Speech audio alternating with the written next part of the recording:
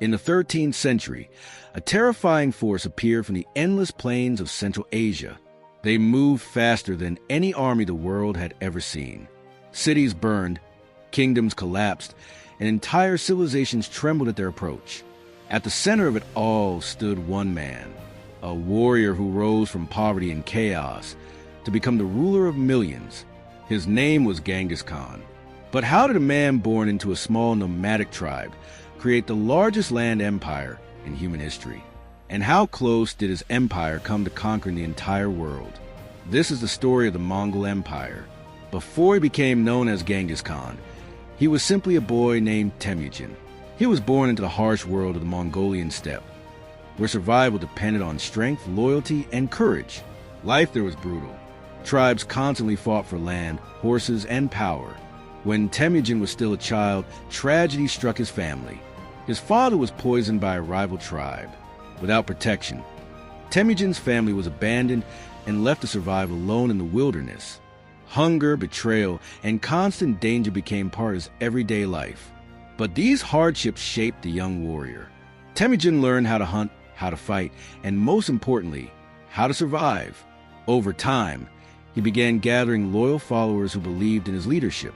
Slowly, the young outcast started building something extraordinary. Over the next 20 years, Temujin fought countless battles across the Mongolian steppe. One by one, rival tribes were defeated or forced to join his growing army. But Temujin ruled differently from other tribal leaders.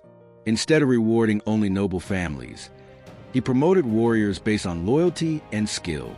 This created a powerful and disciplined army unlike anything the steppe had ever seen. By the year 1206, Temujin had united the Mongol tribes under a single banner. That year, he was given a new title, Genghis Khan, the universal ruler. Once the Mongol tribes were united, Genghis Khan turned his attention outward. Beyond the steppe lay wealthy cities, powerful kingdoms, and vast empires. And the Mongol armies moved with terrifying speed. Their warriors were expert horsemen who could shoot arrows with deadly accuracy while riding at full speed. They traveled light, moved quickly, and struck with overwhelming force. Cities that resisted were destroyed. Cities that surrendered were spared. This strategy spread fear across entire continents. Within just a few decades, the Mongols conquered vast territories across Asia. Their empire continued to grow larger and larger. Even after the death of Genghis Khan, the Mongol Empire did not collapse. Instead, it expanded even further. His successors continued the conquest with ruthless efficiency. Mongol armies pushed westward into the Middle East and Eastern Europe. Entire kingdoms fell before their unstoppable advance. The Mongol Empire soon stretched from China all the way to the edges of Europe. It became the largest continuous land empire in human history. By the year 1241, Mongol armies had reached the heart of Europe. They crushed European forces in several devastating battles. Entire regions were left in ruins. Many believed that nothing could stop the Mongol advance. Western Europe appeared to be next. But suddenly, something unexpected happened. News arrived that the great Khan had died. According to Mongol tradition, the leaders of the empire had returned home to choose the next ruler. So the Mongol armies withdrew from Europe. A single moment changed the course of history.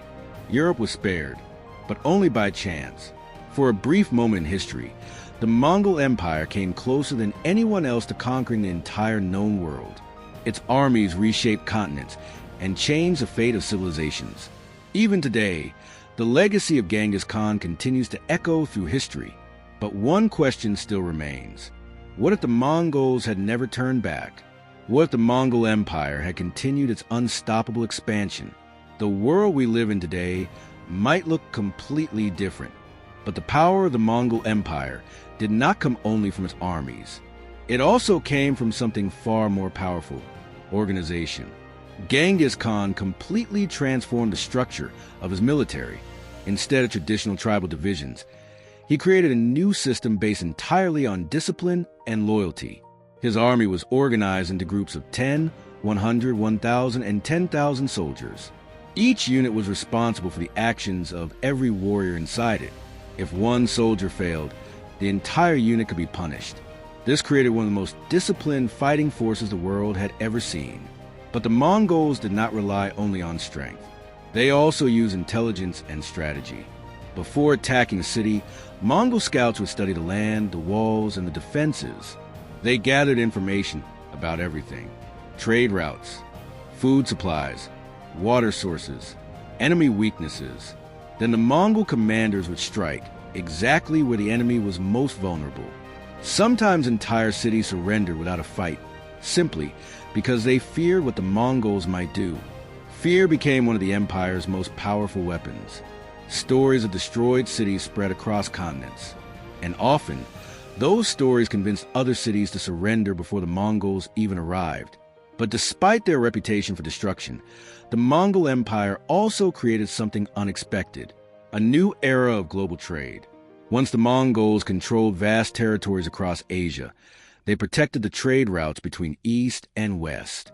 Merchants could travel safely across thousands of kilometers of land. This network of trade routes became known as the Silk Road. Goods, ideas, and technologies moved between civilizations faster than ever before.